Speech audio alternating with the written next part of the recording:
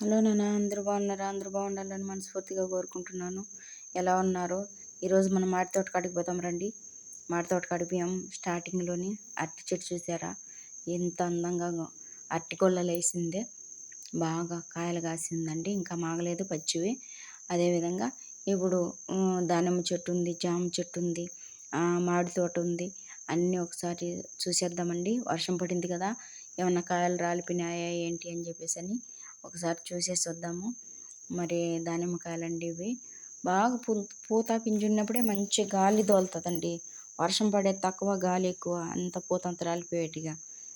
అదేనండి. మరి తోటలో కాయలు కూడా చాలా రాలిపోయి ఉన్నాయండి. మరి చూడండి, ఇది టేకు చెట్లు అంటారండి వీటిని. మేము పొలం కాడ పని చేసినప్పుడు ఈ ఆకులు తీసుకొచ్చి ఆ ఆకులు అన్నం పెట్టుకొని తింటామండి.